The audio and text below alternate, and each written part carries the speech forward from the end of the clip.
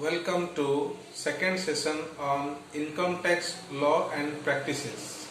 In this session, we will discuss few other important terms that are used in income tax. Number 1, permanent account number, which is most popularly known as PAN number. PAN number is a 10-digit alphanumeric number issued by income tax authority to each and every person who have applied for it. This number is unique for each and every individual, HUF, firm, corporate bodies, legal entities, any persons. It is unique number. This has nothing to change throughout the life of the individual or throughout the life of the corporate bodies. There are two forms available for applying PAN number. Form number 49A, which is applicable to Indian citizen. Form number 49AA, which is applicable for foreign citizen. Then what is the requirement of this PAN number? PAN number is a must or mandatory for any sort of communication with the income tax authority by any person. That means it is through PAN number the income tax authority identifies the assessee or persons, and accordingly all proceedings of the income tax authority will continue. Then who are required to obtain permanent account number? Any persons whose income exceeds the basic exemption limit are required to file and required to obtain a PAN number. Similarly, any trust, corporate bodies, firm, any persons who are engaged in any business where the turnover exceeds 5 lakh rupees during the previous year are also required to obtain a PAN number. In addition to that, PAN number is also required for those persons who are eligible to get some refund or against whom some proceedings has been initiated by the income tax authority. The following are the transactions where quoting or mentioning PAN number is mandatory. Number 1, sale or purchase of any immovable property whose value exceeds 5 lakh. Whose value exceeds means 5 lakh or more. Number 2, sale and purchase of motor vehicle other than your two-wheelers. Number 3, making any deposit of cash in bank or post office exceeding 50,000 means 50,000 or more, you are required to mention your PAN number. Similarly, in an application for telephone connection including cellular phone, though it is not so mandatory nowadays to obtain a SIM card, even without your PAN number you can also give your Aadhaar number. Similarly, a contract of value exceeding 1 lakh for sale of purchase of security. Similarly, any payment in a restaurant or in a single bill exceeding 25,000 in one time is required to give your permanent account number. Similarly, making an application for issue of credit card or debit card also required PAN number. Any payment of 50,000 or more to a company for acquiring any shares is also required a permanent account number. In addition to that, any purchase or sale exceeding value 1 lakh rupees is also required to give your PAN number. However, the following are the persons who are not required to obtain and mention their PAN number. That is mentioned under section 139A. Number 1, persons who have only agricultural income and has given a declaration in form number 61. Non-resident person, central government and state government, and the persons who have their GIR number. Before PAN number there was GIR number. Any person having GIR number also are not required to obtain an again PAN number. That GIR number is equivalent to PAN number. Now every person is required to obtain only one PAN number.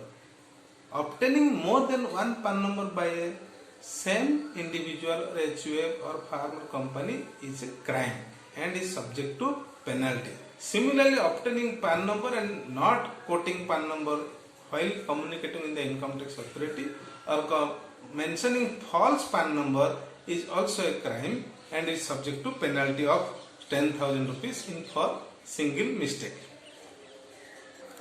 The second most important term is income tax rate applicable to the assessment year 2019 and 20. That means previous year 2018 and 19. In case of individual whose age is below 60 years, the tax rate are as follows. Income up to 2,50,000, income tax is nil. From 2,50,000 to 5 lakh, your tax rate is 5%. From 5 lakh to 10 lakh, tax rate is 20%. Then from 10 lakh and above, it is 30%. This rate is applicable irrespective of gender, male or female or transgender. If the age of the individual exceeds 60 years on any day during the last previous year, but below 80 years, then he is known as senior citizens. Thus rate will be up to 3 lakh. Instead of up to 2 lakh 50, it will be up to 3 lakh of income. Tax rate will be nil.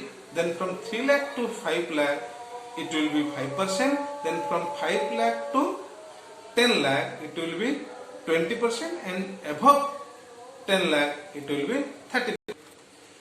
In case of super senior citizen, that means whose age is 80 or more during any time during the previous year.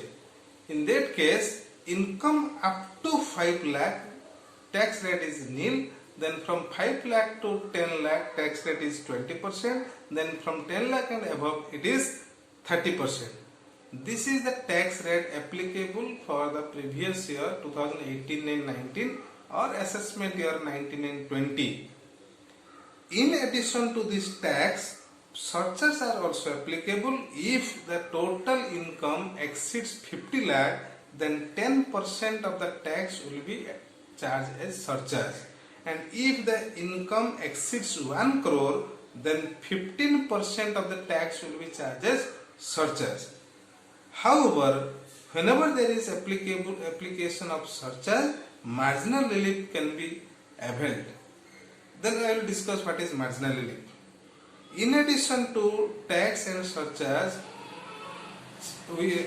health and education cess is also applicable, that is 4% of tax and surcharge. So these are the tax rate applicable to individual. Now coming to tax rate applicable to HUF, AOP, BOI or any other artificial persons. Income up to 2 lakh 50 nil, 2 lakh 50 to 5 lakh 5%, 5 lakh to 10 lakh 20% and above 10 lakh it is 30%. Same thing as applicable in case of individual. Now what is the tax rate applicable to partnership firm? Partnership firm tax rate is a flat rate, 30% of the taxable income. In addition to that, surcharge will be 12% of tax where the income exceeds 1 crore rupees. And in addition to tax and surcharge, education cess as it is applicable will be 4% of tax and surcharge. Similarly, the rate of tax applicable to domestic company. Domestic company tax rate is 30%. However, 25% tax rate is also applicable if the turnover or gross receipt of the company doesn't exceed 250 crores during the previous year 16 and 17. In overall, 30% is the tax rate of a domestic company. Surcharge is 7% if the income exceeds 1 crore, and if the income exceeds 10 crore, then surcharge will be your 12%. And education says, health says, all total sales will be 4% of your tax and surcharge. In case of a foreign company, tax rate will be your 40% and surcharge will be 2% if the income exceeds 1 crore, 5% if the income exceeds 10 crore. In addition to this 40% tax and surcharge, there is also cess applicable 4%. In addition to the tax rate, what we have discussed so far, there is a concept of minimum alternate tax and alternate minimum tax. Alternate minimum tax, that is AMT, under section 115 JC is applicable to non-corporate assessee, means individual or your HUL.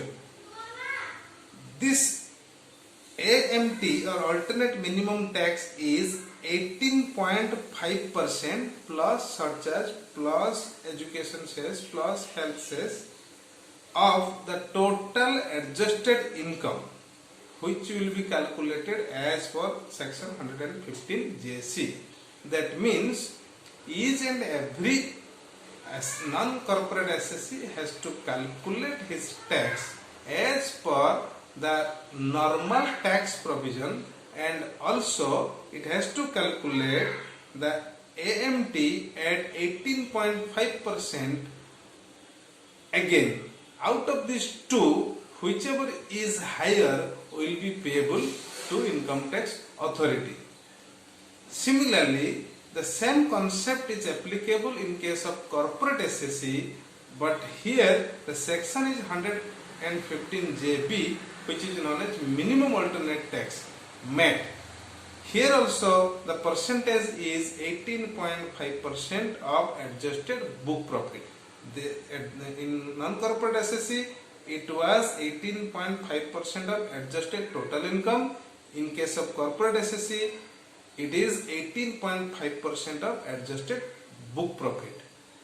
And here also in corporate assessee, they have to calculate your profit and tax as by following the normal provision as well as MAT provisions, and whichever is higher will be payable.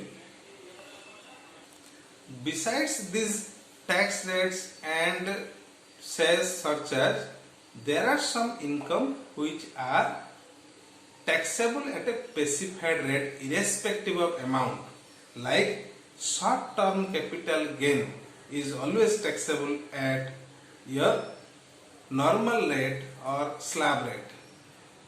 Short-term capital gain on which STT has been paid, STT means securities transaction tax has been paid, it will be taxable at 15% flat. Similarly, long-term capital gain will be taxable at 20% flat, and any other casual income like lottery, winning from lottery, winning from card games, horse race, it will be taxable at 30% flat plus applicable surcharge plus applicable cess. Now we will discuss about marginal relief. Marginal relief is applicable only in case of application of surcharge.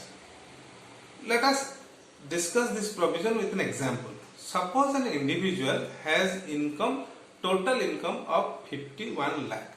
Total income 51 lakh. Now, if we calculate the tax, then the amount will be from 0 to 2 lakh 50, tax will be nil. Then from 2 lakh 50 to 5 lakh, tax amount will be 5%, that will come around 12,500. Then from 5 lakh to 10 lakh, it is 20%, the amount will be 1 lakh. Then from 10 lakh to above, means 51 lakh, the amount for rate is 30%. So 10 lakh to 51 lakh means 41 lakh 30%. So 12,000 30,000 sorry 12 lakh 30,000.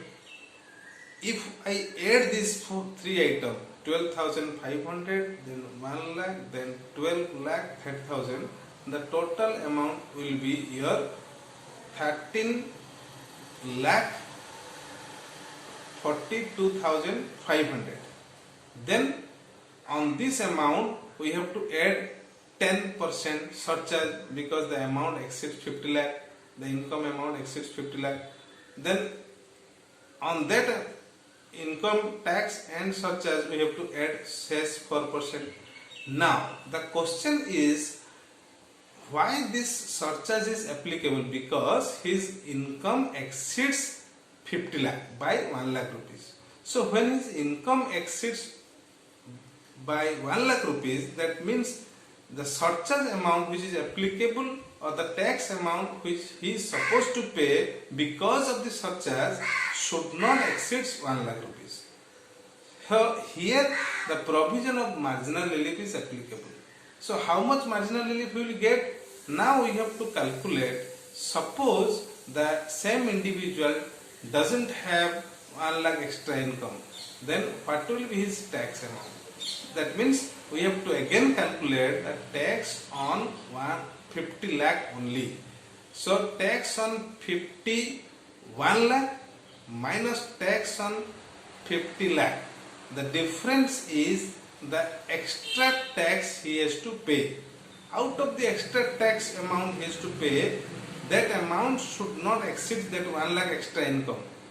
That means the difference of tax he has to pay. Suppose in my example difference is 1,61,000. Suppose now out of 1,61,000, that 1 lakh rupees extra income to be deducted.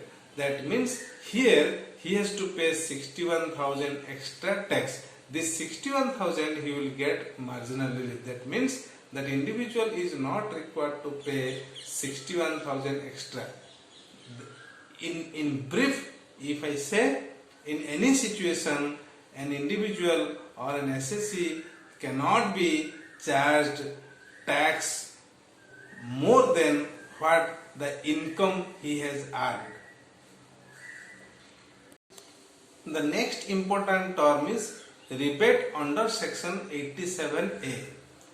This rebate is applicable for individual that too whose residential status is resident. So there are two conditions to avail rebate under section 87A. Number one, he or she must be an individual. Number two, he must be a resident during the previous year. If these two conditions are satisfied, then we have to check whether he is eligible to claim rebate from the tax. That means the rebate is applicable after computation of tax, not before charging any surcharge, any cess. Computation of tax. If the total income doesn't exceed 5 lakh rupees, if the total income of resident individual doesn't exceed 5 lakh rupees, then only he can claim rebate maximum up to for our assessment year.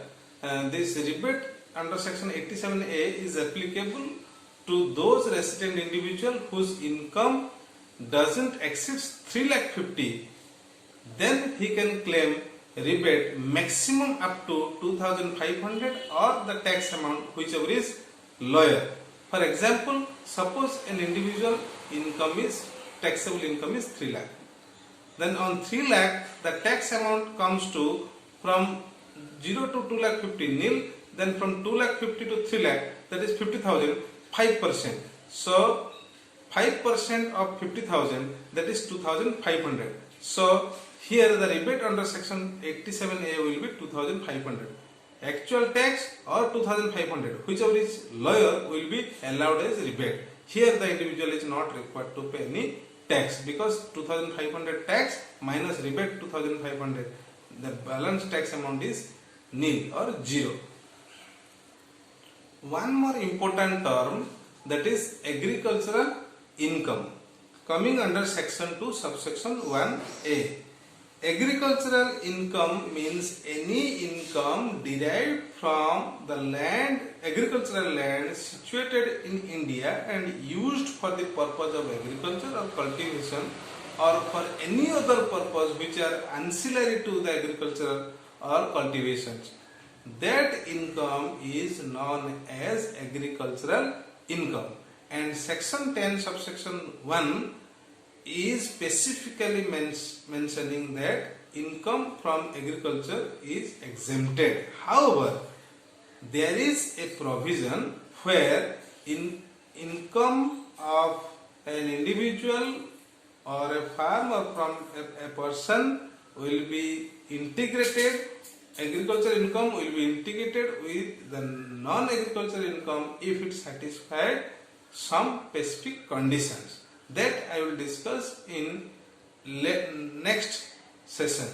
So this is all about different terms that are used in income tax. Now it is almost over of your unit 1. Now we shall start with unit 2, which in which first part is computation of income under the head salary. Salary income is the most common form of income. So salary may include salary, wages, remuneration, bonus, fees, commission, in whatever name, anything which is paid by the employer to the employee for its services or against his services is termed as salary. However, following are the important features of salary income. Number 1, there must be employer-employee relationship between the giver and the receiver. That means the person who is making payment should be the master or the employer, and the person who is receiving the amount should be the employee or the servant. So there should be master-servant relationship between the person. Then any amount which is given by the master to the servant will be considered as salary income. It is not necessary that the salary income must come from a structured form of employment. It may be unstructured, even private work.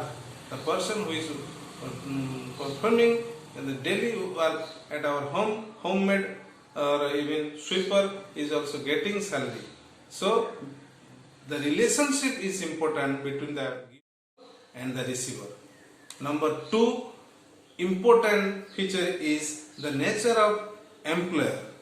The employer may be individual, may be a firm, may be a company.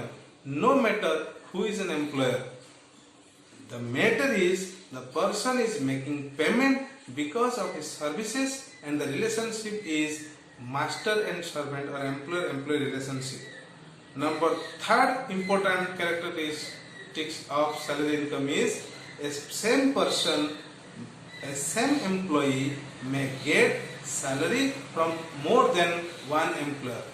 It is not necessary that an individual or person will receive salary only from one employer at a time. It is possible he may be the employee of more than one employer at the same time. So whatever money he will get or whatever payment he will get in whatever name from different employer will be considered as a salary. Salary may be, another feature is salary may be from present, past or future employer. Salary from present employer is okay, it is known. Person is working with a employer and is getting salary. Salary from a past employer means, suppose an employee has left one job and joined in another job. While performing his duty at the last employer, some payments was not given in time. Now after 2-3 years that payment is relieved or that payment is being given by the past employer to this employee. Now this payment is also considered as salary, even though at present there is no relationship between the payer and the receiver. Because this payment was made of the relationship which was existed in the past. So here this is known as past salary. Similarly, future salary. Suppose some employee has made a commitment with a new employer to join after 3 months, and because of this commitment or contract between the employer and employee, that employer has given some advance. That advance is also known as future salary or advance salary. Salary may be tax free. I have discussed it while I am discussing some important terms. Similarly, most commonly we used, or even it is written in the paper, it is written in various news agencies that salary of MP and MLA increased. No, the salary which is paid to the MP and MLA are not considered as salary as per Income Tax Act, because the relationship between the MP and MLA and the Parliament is not that of employer and employee. So whatever payment the MP and MLA are getting from the government or the constitutions are income under other source, not income from salary. Similarly, any receipt from persons other than employer will never be considered as salary income. For example, suppose a doctor is practicing in a nursing home. Because of his good job or services, the nursing home is performing well. Now, out of this performance, the owner of the nursing home may offer a gift of 5 lakh rupees to the doctor. That gift of 5 lakh will be considered as salary, is taxable under that salary. On the other hand, suppose a patient got cured and he, out of his happiness, he offered 5,000 to doctor as a gift. Now this 5,000 will not be considered as salary because this is not given by the employer. Next is your place of accrual of salary income. Salary income will accrue in the place where the person will provide his services. Place where the person will provide his services. And this salary may due on the first day of the month or on the last day of the month. This due of salary is very important. Salary due on the first day of the month means salary for the month of, suppose April, will be due on the first day of May. Similarly, salary for the month of May will be due on the first day of June. This is the concept of salary due on the first day. Similarly, salary due on the last day means salary for the month of April will due on 30th April itself. Salary for the month of May will due on 31st May itself. That why these two concepts are very important, because when we calculate the salary income of the previous year, then we have to consider whether the salary is due on first date or on last date. If it is on first date, then we have to consider the salary of March to February for a previous year. Similarly, if the salary is due on the last date, then salary from April to March will be considered. Next important thing is salary paid to the partner. Any salary paid to the partner is not taxable under the head salary, because partnership firm will pay tax on that income. Salary and professional income are two different things. Let us understand an example. Suppose a chartered accountant is given a task of auditing the books of accounts of a company, and for that purpose the company is giving 1 lakh rupees to the chartered accountant. Now the 1 lakh rupees given by the company to the chartered accountant is not salary, it is your professional income. On the other hand, if the same company is giving employment or is giving a job to the chartered accountant in his company, and the same job is performed by the chartered accountant in the company, then the amount paid by the company to the chartered accountant will be considered as salary, not professional income. Another important feature of salary is always taxable on due or receipt, whichever is earlier. We have already discussed when the salary will be due and salary receipt, actual receipt by the employee, whichever is earlier will be taxable. Another important feature of salary is your salary must be real, not fictitious. What is real salary? What is fictitious salary? Suppose an employer will make a contract with the employee that for each and every month the employer will give 10,000 to the employee for his job. In the same contract, there was a clause that at the end of each month, after drawing the 10,000 salary, the same employee will donate same 10,000 to that employer organization. Here, actually, the employee is not receiving any amount. He is receiving 10,000 and donating 10,000 to the same employer. That means here the amount 10,000 received by that employee is not considered as salary because it is not real salary, it is fictitious salary. Another important feature of salary is voluntary foregoing of salary, or we can say surrendering of salary. When an individual or an employee voluntarily surrender or forego a part of his salary after being it is due or drawn in his name, that amount is also considered as his salary income, even though that amount he is not actually receiving.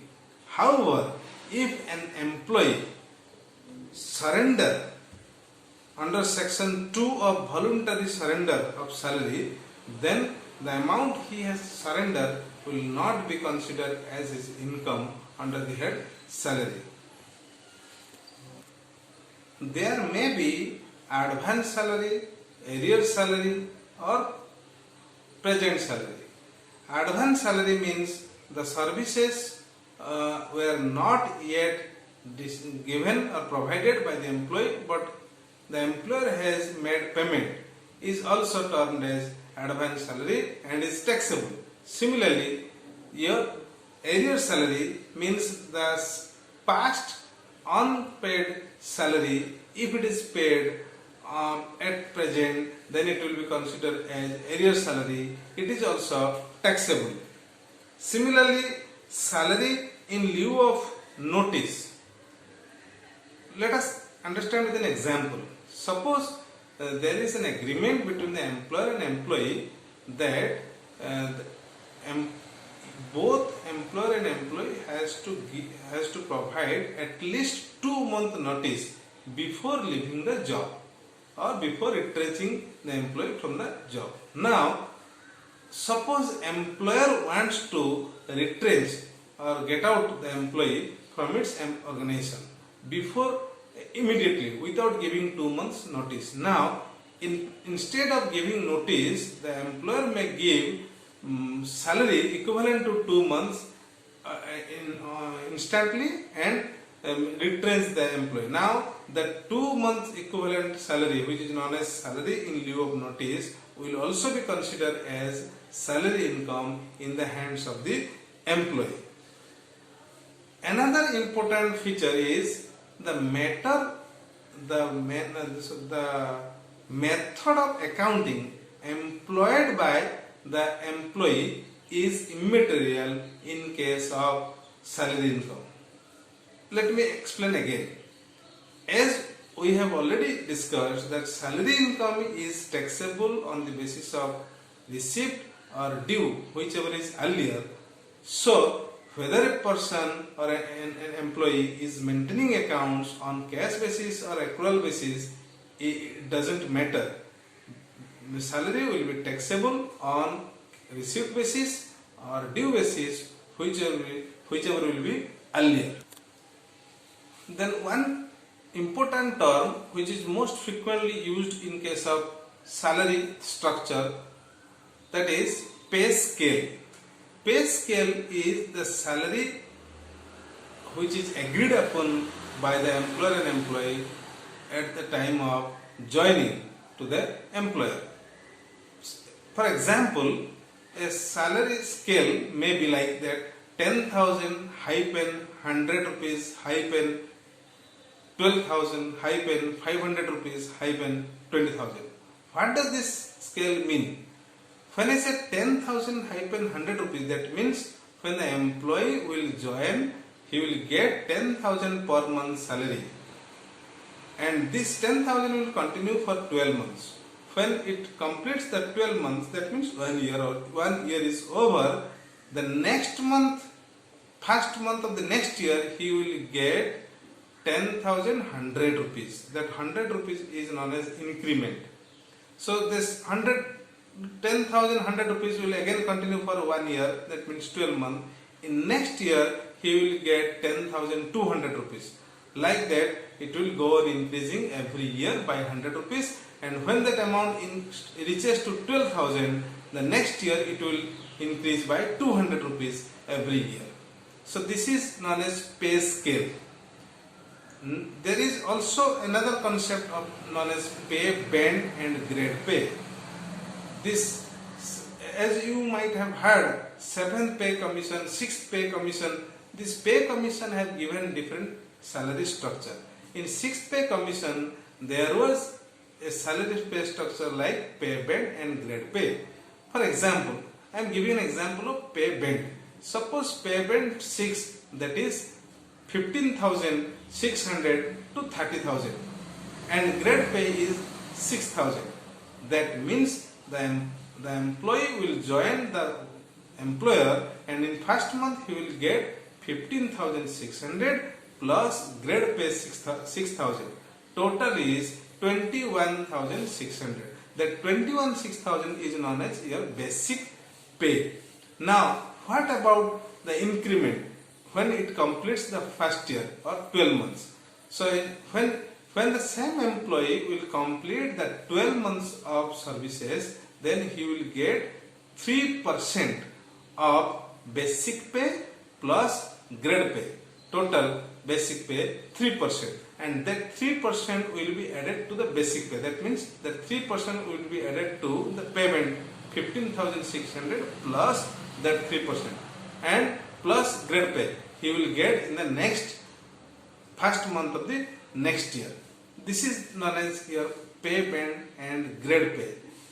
In addition to these two, there is also another scheme where the pay may be different from month to month, year to year, as per the terms and agreement of the employer and employee. So finally, the provision of salary are covered under section 15, 16 and 17 of Income Tax Act.